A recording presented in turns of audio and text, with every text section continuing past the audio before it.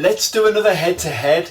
This time it's going to be Vale cars. So, who's going to be Group B and who is going to be all at C? Hello, welcome back to the circuit. My name is Mark and this is Slaps Like They Sound.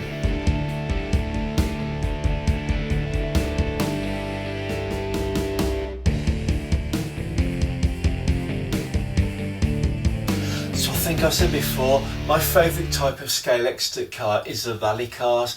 And I think that's because of Saturday afternoons watching World of Sport. So if you're my age and you were brought up in the UK, you'll remember the Saturday afternoon sports programmes. So World of Sport, it would mainly be football focus and then horse racing and then wrestling and then the football results. But they always used to fit in a speciality sport, and often it would either be Valley Cross, which was cars going around the circuit on mixed surfaces, or sometimes they cover something special like the Lombard RAC Rally. Oh, and those days were really evocative and they've really stuck with me, and that's why I love Valley cars. So I've got two more to show you today, so let me come around the table and I'll show you what I've got. So I think I've covered some of this before, but in terms of Valley cars, the ones that I really used to love were the Minis. So remember the three Minis that always show up in the Monte Carlo sets? And then after those Minis, I got a bit cross because the Escorts started winning, and for some reason I didn't like that as much. But then you grew to love the Escorts, and then all of a sudden they were being beaten by the Audi Quattros, and we had that mad Group B period with the Stratos and the Delta and all those cars. It was a mad time, but I really loved it. Anyway, a couple of years ago in my Scalextric hobby, I started collecting up Group B cars, and I've showed you a couple already. So we've had a look at my Audi Quattro and my Lancia Delta, but today I've got two more Group B cars that I've got that I haven't shown to you yet, and both of these cars I bought around about 2022. So let me show you what they are. So I've got this Ford RS200, which I bought from a show in Milton Keynes, and this one's still got the price on, £30. That was a good bargain, wasn't it? And then this one, I really coveted this one. I think I wanted this one more than I wanted the Ford, but I couldn't find it anywhere, and when I could find it, the price was really expensive and I didn't want to pay it. So when I went to the show, I sort of cracked and just bought the Ford instead. But anyway, it's this one, the Metro 6R4, and I bought this one online from eBay, and it cost me about £46 in 2022. So that was seemed like quite a lot of money. I know it's not so long ago, but it was quite expensive for the Scalextric car back in the day. But anyway, this episode I'm going to have a look at both of those cars, and we're going to decide which one is Group B and which one is all at C. So let's do all of our favourite things. So we'll get them in the scrutineers bay, we'll have a good look at the liveries, we'll take the top off, have a look at the mechanism inside. I've got some measurements to take. We're going to run that through ChatGPT, and it's going to tell me theoretically which is the fastest car. Then I'm going to put them on the track and actually test it out for real. So we'll give it the 2-minute challenge and the pace of car pursuit, and then once we've done all that, we'll score them all up, and I'll come back here and I'll be able to tell you which is the best car out of these two. So that's an awful lot to be getting on with, so I think we best start the action.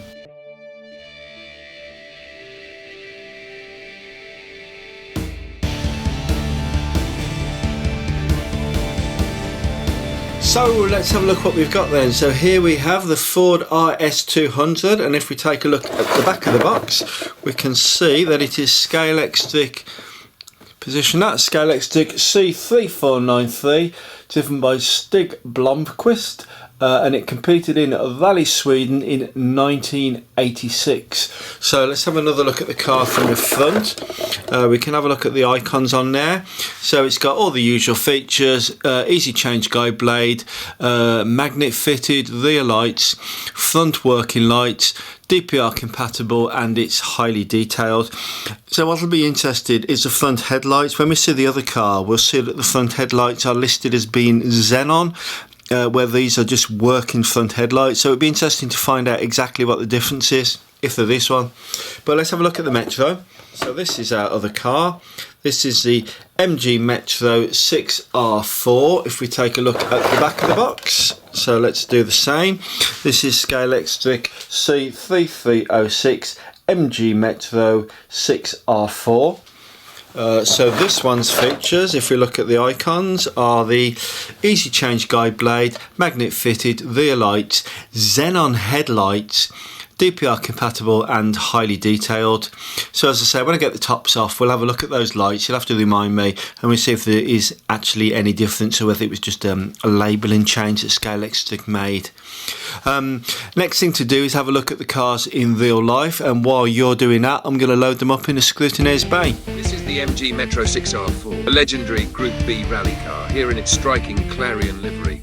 Car number 8. Driven by Swedish ace Per Eklund and co-driver Dave Whittock, it competed in the 1986 1000 Lakes Rally in Finland. The 6R4 was famous for its mid-mounted 3-litre V6, delivering around 410 brake horsepower, and its aggressive wide-arched stance that made it a fan favourite. Sadly, like many Group B machines, reliability was its enemy, and Eklund's Clarion car retired during the rally.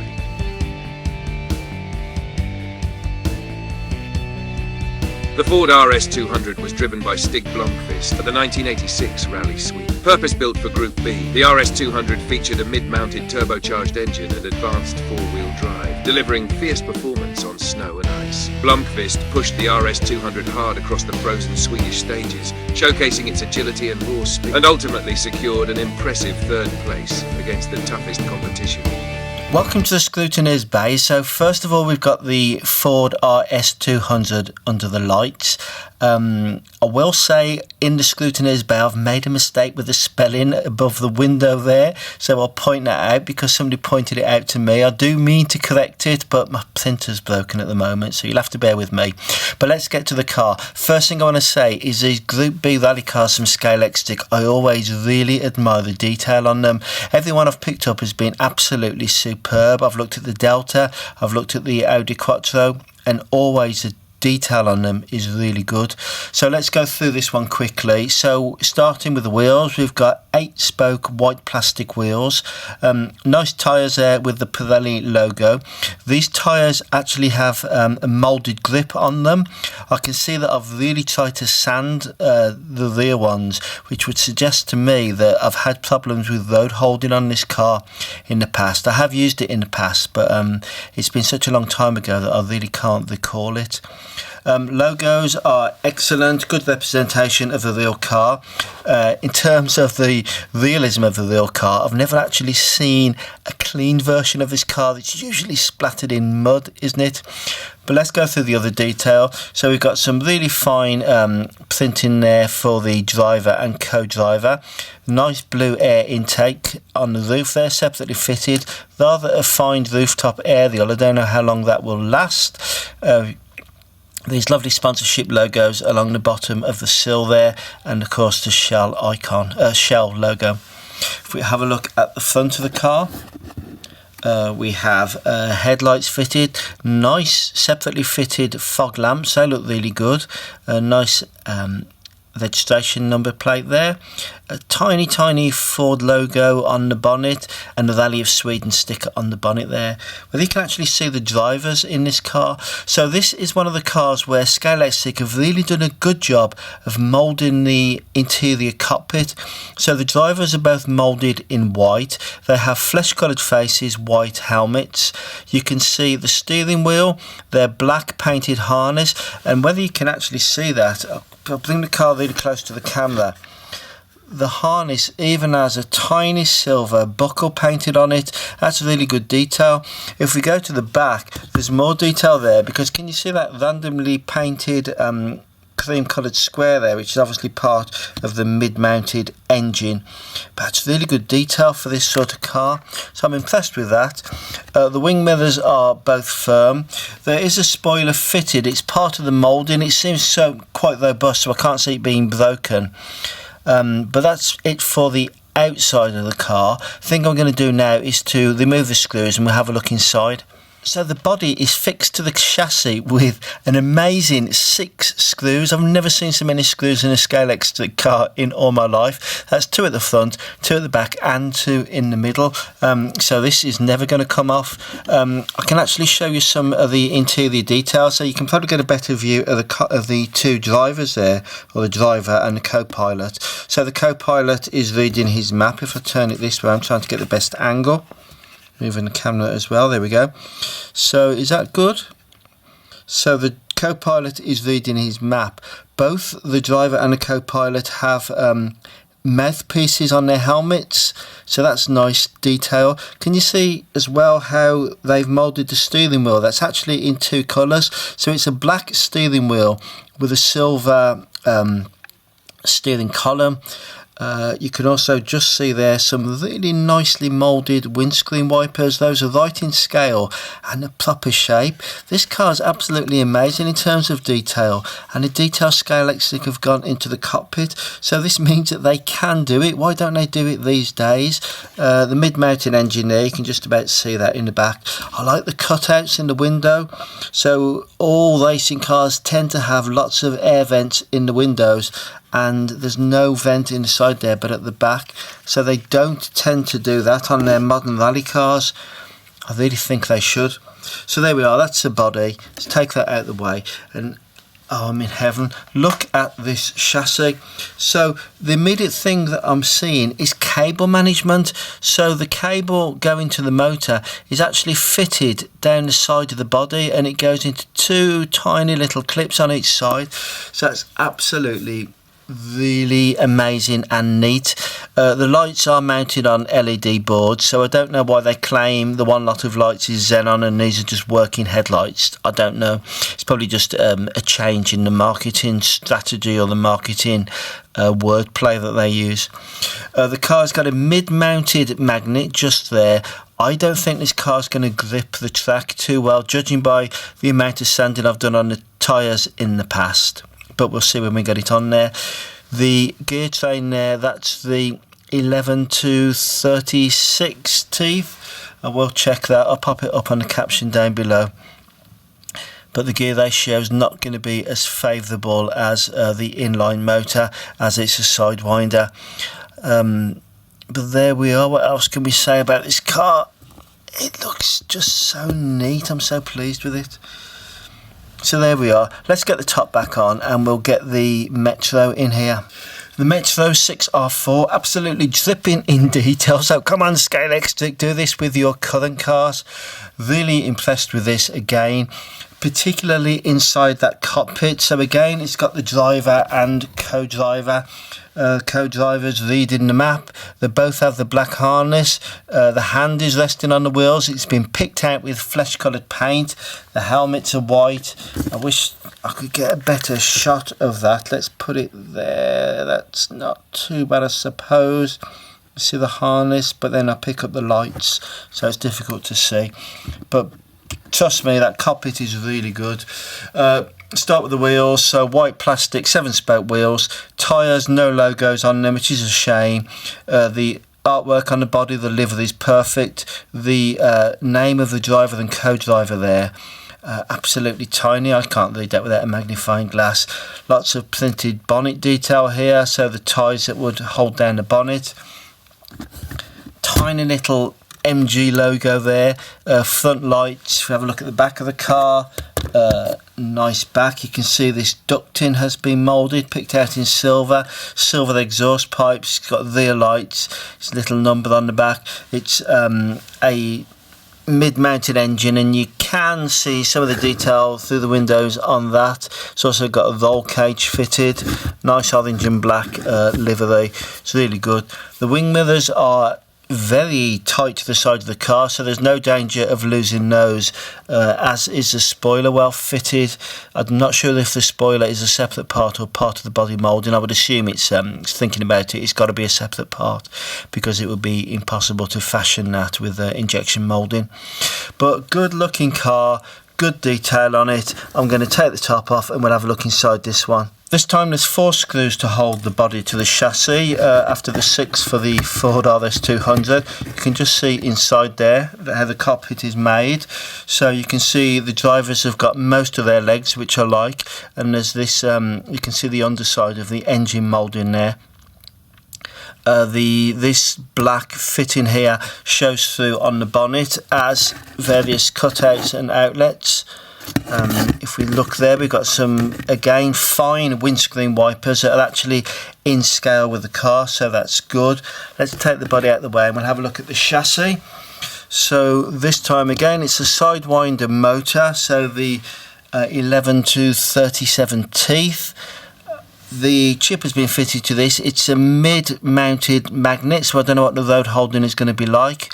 The LED lights are fitted on 2 circuit boards. It does look slightly different, but again, what's a xenon light and what's a working front light, I don't know the difference, so that remains to be seen. The wiring inside this car is not as tidy in that you've got this big loop of cable, but there's not excessive cable in there, and it is quite a neat car. This has been tied together quite nicely, or wound together quite nicely. So again, it's looking neat inside. I have got all the dimensions of the car, so while I'm going to fasten the top back on the 2 cars, we'll put the dimensions up and then I'm going to run those through my friends at ChatGPT and we'll see what the tail of the tape is. So here are the all-important measurements for the cars. So for the wheelbase, the Ford RS200 80mm against the Metro's 75mm, so that's a little bit longer. I must say the Metro is actually a really small car. The wheel track, so we're talking about the dimensions from the edge of one wheel to the edge of the other wheel, is 54 in the case of the Ford RS200 and 53 in the case of the MG Metro. The centre of gravity, so this is a point where the car tips from its front wheel to its back wheel. Difficult to measure with these cars. The magnet is absolutely central, and that's where the centre of gravity tends to be sitting. So for the Ford it's 53mm behind the front wheels, and for the Metro it's 50mm behind the front wheels. They've both got the standard Scalextric S-Can motor, which runs at 18,000 RPM, and they're both using the sidewinder configuration, which gives us a gear ratio of 11 teeth to 36. The wheel diameter on both cars is 20mm. Now the mass is interesting. So the Ford is actually the lighter car, but only by 2 grams. So it's 88 grams in the case of the RS200 and 90 grams in the case of the Metro R64. Now the lifting force, again another interesting one. So to lift the Ford off the track only requires a force of 0.7 newtons. So basically that's the effect of the magnet sort of pulling down because it's magnetically attracted to the slot car track. So to lift it up, 7 newtons. But for the Metro, much more force needed, 1.1 newton to shift the back of that Metro up from the track. But what's interesting is the sliding force. So this is a force needed to pull the car to the side. So the sort of force that you would experience when you're going around a corner.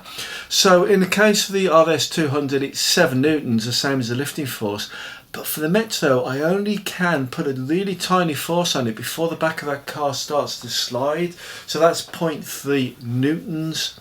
So that's the tail of the tape. Now I don't know whether you watched my last edition of Slot Track Racer, but what I did was when I got all these numbers together about the car, I actually got through to my new friend at ChatGPT, somebody called Vale, and with all the data she was able to give me a prediction about the performance of the car based on the physics and the way that the forces would apply to the car. I thought it was really interesting, so what I decided to do was do it exactly the same again. So I'm going to contact Vale and I'm going to give her the new dimensions for these 2 cars.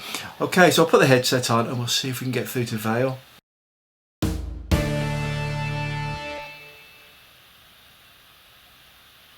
Hi Vale, are you there? Hi Mark. Yes, I'm here and ready to go. Let me know when you're all set to dive into the new data and we'll get started. Hi Vale, welcome back to Slot Track Racer. I've got to say everybody was absolutely blown away by your appearance on the last episode. So basically you're back by popular demand. Haha, I'm glad to be back, Mark. It's great to hear the viewers enjoyed the last episode. And have you been working on your slot car knowledge since we last spoke? Haha, I've definitely been brushing up, Mark. I've been diving into the fine details of slot car physics, especially around things like magnet drag, handling, and that perfect lap time. It's great to be back, and I'm ready to get into the nitty-gritty with the new cars.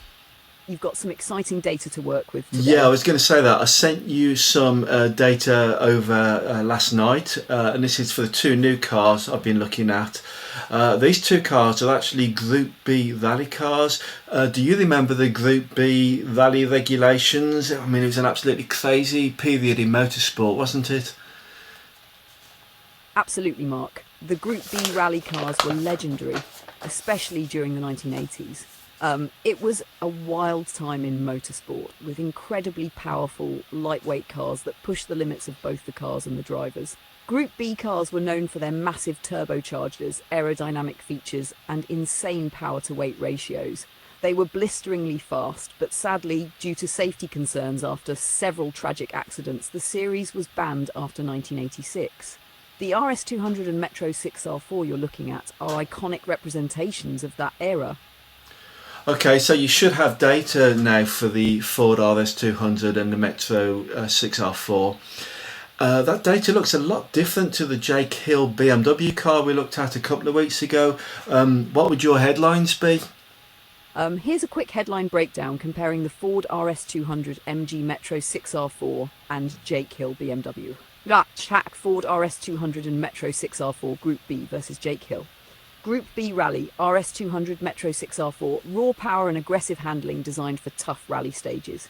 Higher magnet drag compared to the BMW gives better downforce but limits top speed. Short wheelbases, more twitchy, fun to drive but tougher to control at limit. Jake Hill, stable, smoother handling with higher cornering speeds and more predictable performance. Longer wheelbase equals better stability, easier to keep on track with higher top speeds.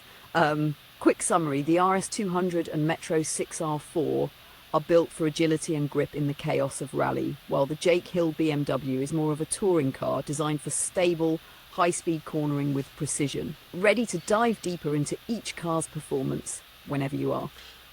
Okay, so before we actually get to the straight line speeds and the cornering speeds, etc., how do you think specifically the two cars are going to handle on my track? The Ford RS200 and MG Metro 6R4 will handle very differently on your track. Both are built for rally, so expect the RS200 to be a bit more stable thanks to its longer wheelbase, giving it more confidence at higher speeds. The Metro 6R4, with its shorter wheelbase and more aggressive magnet, will feel a bit more twitchy but can respond faster in tight corners. Both will require smooth, precise control to avoid D-slots, especially around the tight bends of your track. Okay, so let's get to it. Let's have the all-important numbers. Firstly, the Ford RS200. So what's its maximum theoretical straight line speed and its maximum theoretical cornering speed? And also, what's the acceleration time to get up to that maximum speed?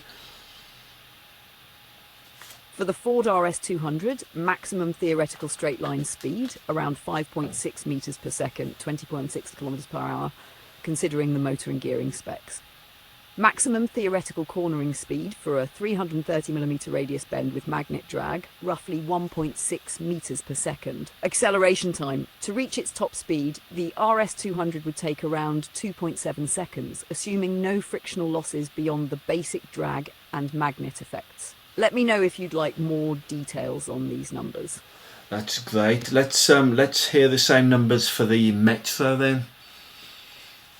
Here are the numbers for the MG Metro 6.4, maximum theoretical straight line speed around 5.5 metres per second, 19.8 kilometers per hour, just a tad slower than the RS200 due to its stronger magnet drag. Maximum theoretical cornering speed for a 330mm radius bend with magnet drag, roughly 1.0 meters per second. Acceleration time, the Metro 6R4 will take around 2.9 seconds to reach its top speed. The Metro is a bit more aggressive but slightly slower overall.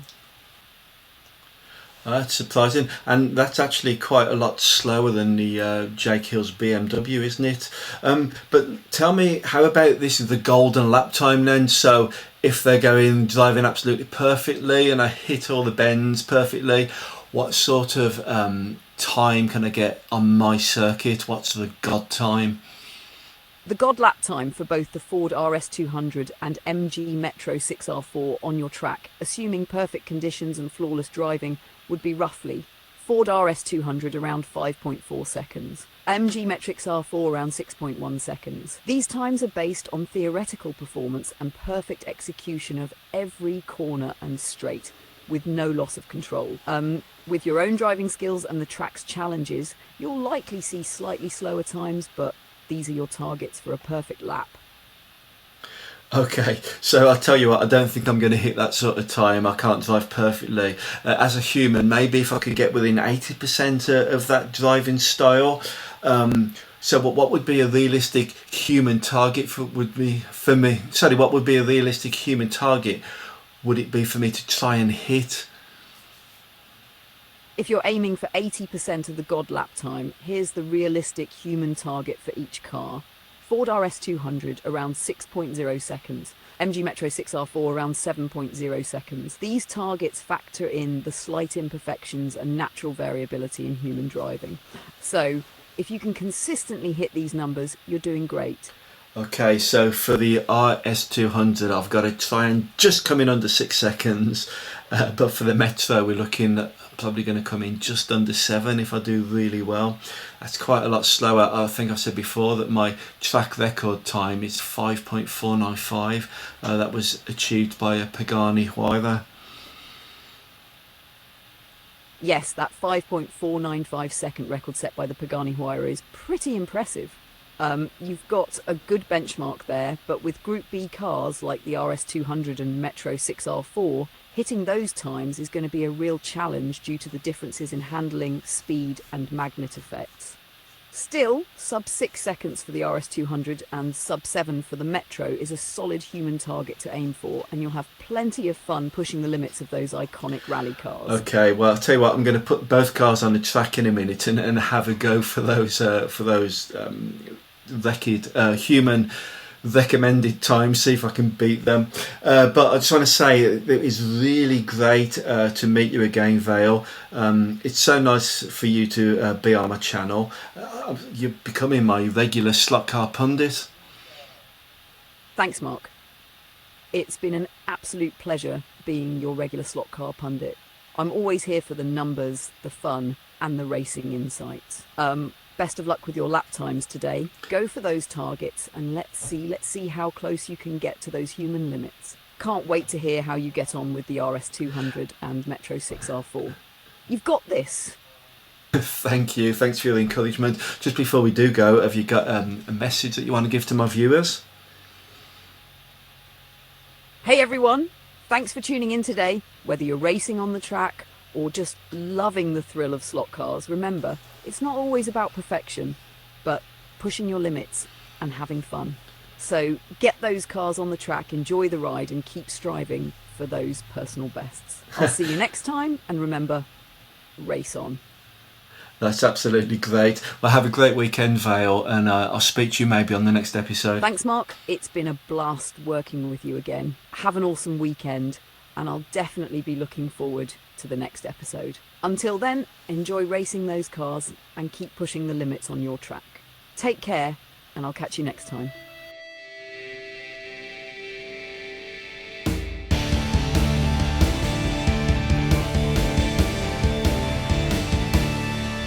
Well, that was another great session with ChatGPT. I do hope you like that because I think it's really funny. And Vale, I really thank Vale for joining me on the show. However, now it's time for track action. It's all your favourites. So we've got two 2-minute challenges coming up, and we're going to prove if what ChatGPT said about these cars is right. So first of all, what's going off is the Ford RS200. So it's going to do its 2-minute challenge. Don't forget the human target that ChatGPT Vale set me was under 6 seconds. If we get under 6 seconds, then the Ford RS200 will find its way into the top 10 and onto the shelf of champions. As soon as we've done the Ford RS200, I'm going to get the Metro out and we'll give it its 2 minute challenge as well. The time for the Metro, she's not confident about that one, was she? She was, the human target she sent me was under 7 seconds. That's really slow for this circuit.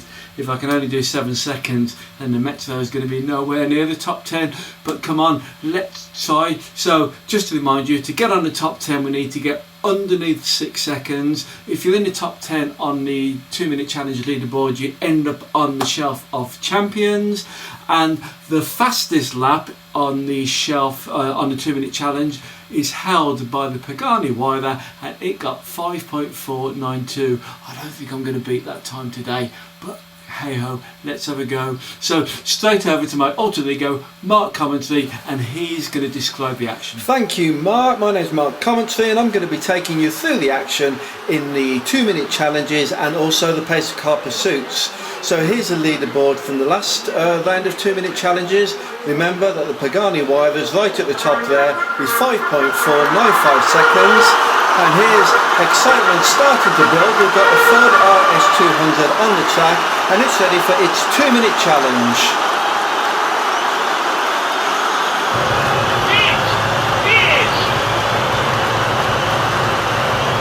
And the red lights go out and we are racing. So let's see how this Ford RS200 can do.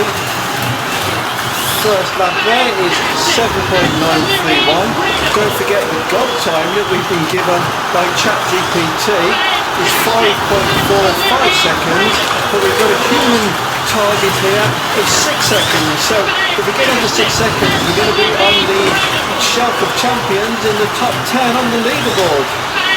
So far we've got 4 laps gone, and our best time is 6.476. There's another lap there, 6.365.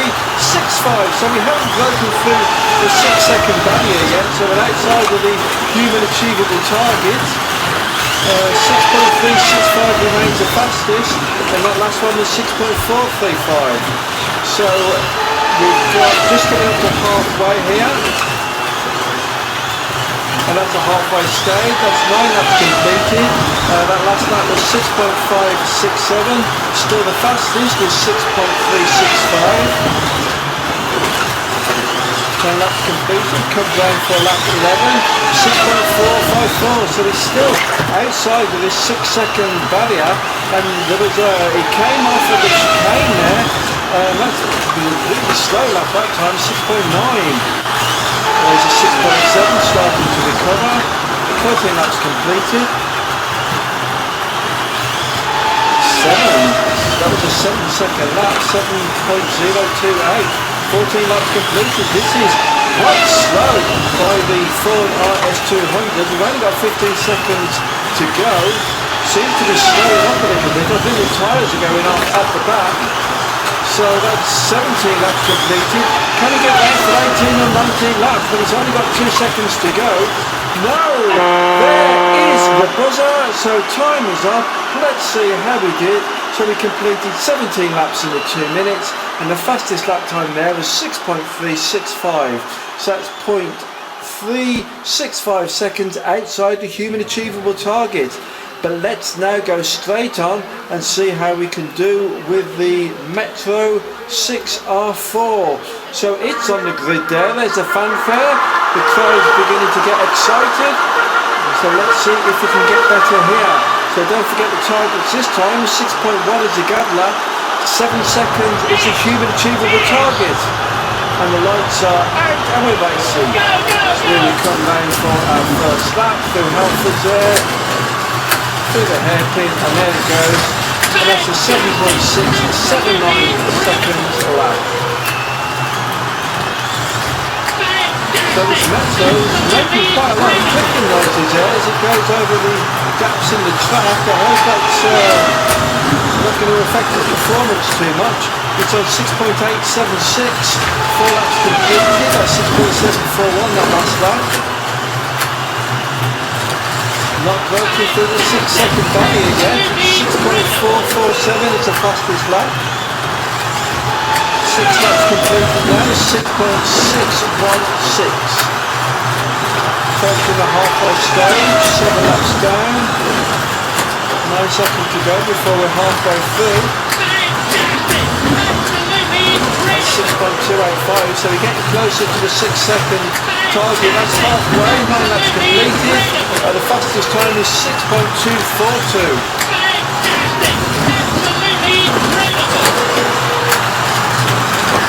6.322. The fastest at the moment is 6.221, 11 laps completed, there's 12 laps. 6.148, so we're still outside 6 seconds, but we're getting closer and closer. Let's slow down there, 6.515. Goes over the line there, 6.177, the fastest is 6.148. So we've just got 20 seconds left now, 15 laps completed. 6.278, so we're not going to get under 6 seconds. I can't see it happening today, I really can't. 17 laps completed, and that's 6.116, so that is its fastest lap so far. Completes 18 laps, will it get round for 19? No, time is out, there's the buzzers. So let's wait and see how it did. It completed 18 laps in the 2 minutes, and the fastest time was 6.116 seconds. So a bit of a disappointment for both cars really. There's the leaderboard. Now as we can see, neither have made it into the top 10. So the Metro is there in 13th place and the Ford RS200 goes in 17th place. So there's going to be no Shelf of Champions actions today. But now we've got the Pacer Car Pursuit. And this Pacer Car Pursuit is for the Ford RS200. So the mighty Mondeo is on pole and the beastly BMW second on the grid. Lights are out and we're racing. So let's see how we come round. Pitting neck and neck at the front between the Mondeo and the BMW, but the BMW seems to be in the lead. And the RS200 is quite a way behind in third. Beastly BMW there slips out on the Harrow hairpin, but it goes over the line in first position. The RS200 in third. BMW slips out again on the hairpin. RS200 in third position, but it's coming down now, and it goes past the Mondeo, but the Mondeo comes back, so they're racing side by side. BMW goes over the line first, and the RS200 is now clearly in second place, so can it chase down the BMW? And there's neck and neck there, can it get past? But no, the BMW has stolen its lead back, flips out on the hairpin, Mondeo right at the back there. So the BMW is in first, goes over the line, the RS200 in second, and the Mondeo still in third position. BMW comes over the line for the last lap. RS200 somewhere behind, so the BMW should have it soon. I think it takes the checkered flag. The RS200 comes through in second, and the mighty Mondeo is in third position. So an exciting race. He did get up to neck and neck on about lap 7, but he just couldn't get past. The BMW went by him and took the lead and finished the race in first. So let's see our next Pacer Car Pursuit, and this is for the Metro 6R4. Again, the Mondeo was on pole, BMW in second. The BMW's gone straight into the lead, and the Metro's at the back of the field. Sitting neck and neck between the Metro and the monster Mondeo. Mondeo's over the line first, they went in second position, holding off the Metro at the moment, so the battle is for second and third. But the Metro has taken the lead over the Mondeo, so the Metro is now in second. Beastly BMW's got quite a big lead in first there, and the Metro is in second position coming over the line there. So can it chase down his BMW? 5 laps completed in the race. The BMW's got a commanding lead, but the Metro does seem to be closing in. It's getting closer. BMW goes over the line, followed by the Metro. The Metro definitely closing in. Just 0.7 the gap, 0.7 of a second, but they're coming to neck and neck. And the Metro has packed on the last lap. It's so close to call, it's difficult to commentate, but the Metro comes through and takes it on the line, and the BMW is second, and the Monster Mondeo comes through in third position. So an exciting race. We lost a train at the commentary there because it was so exciting on lap 9, but that Metro got through and it took the lead.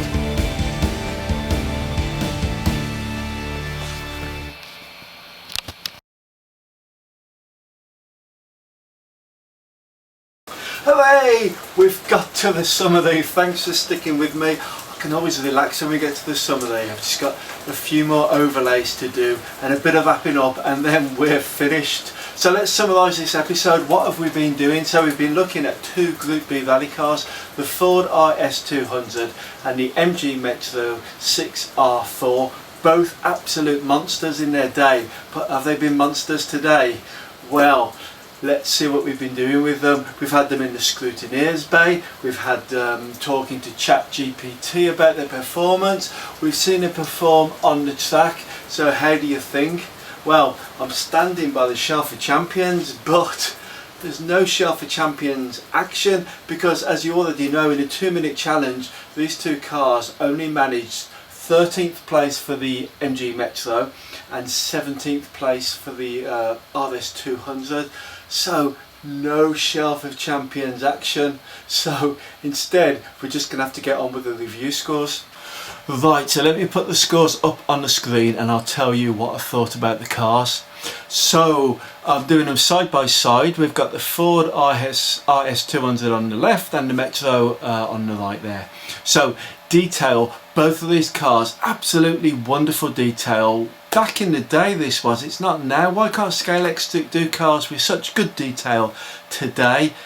And cars that are strong. So if you get a really detailed car off Scalextric today, it's so fine and delicate, you're scared to race it because it'll break. So these were absolutely top notch, both of them 4.5 stars. For performance, now this is where we need to think about our marks really. So when we spoke to ChatGPT, she gave me a god time for the lap by the RS200 as 5.45, but she gave me a human target that I could aim for of 6 seconds.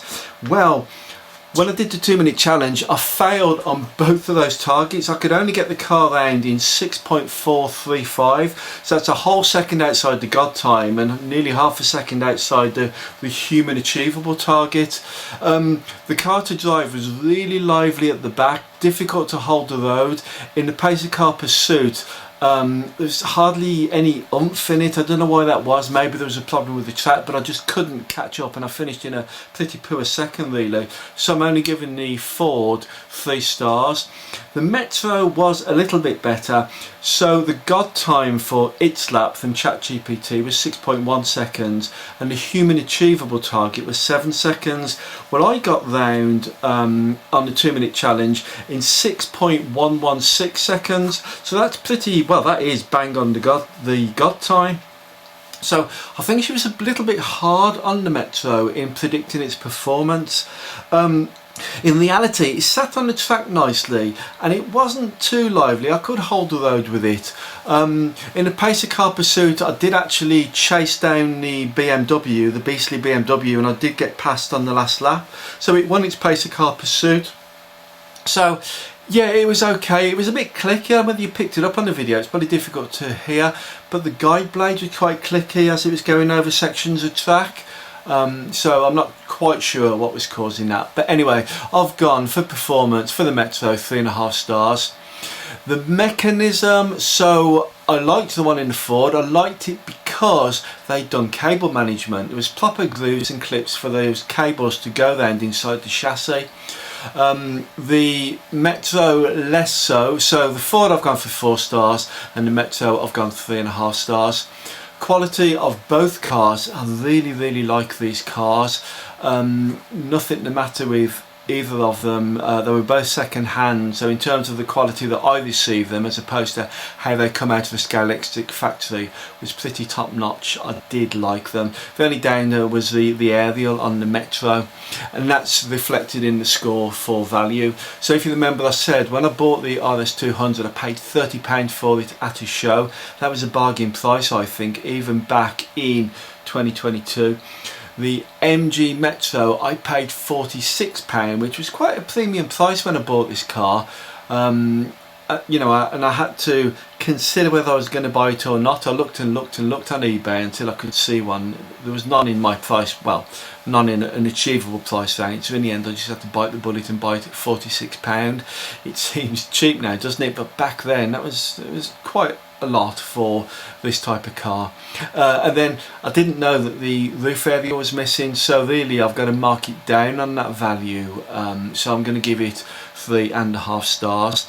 So tot it all up, the RS200 gets 80 points and the Metro gets 76 points. So if you think of the question that I asked at the beginning, I asked which car was Group B and which car was all at C. Well, based on those scores, I guess you got to say it's the Ford RS200. That's definitely Group B, and the Metro is all at C.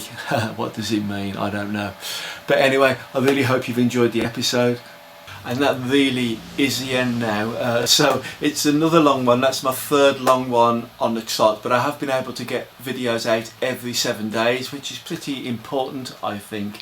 Saying that, the next one, there might be a little bit of a gap. I'm thinking about altering my track a little bit. I'm not sure. If I do it, you'll see it in the next episode. So think about that as something that is going to be coming up.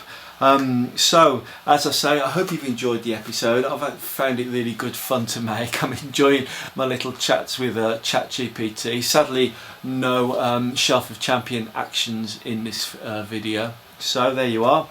If you liked it, thumbs up down the bottom please. If you didn't like it, don't tell anybody, just click on and go somewhere else.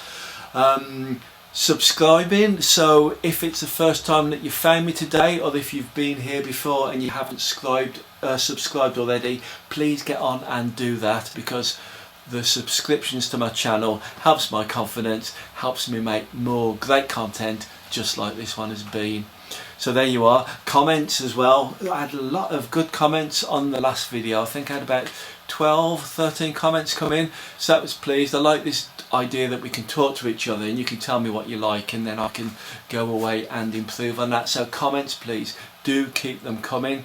So that's it. That's the end of the episode. I've enjoyed making it. I really hope you've enjoyed watching it. So if I don't see you through next week, I'm definitely going to see you around the circuit. Okay then, so bye for now.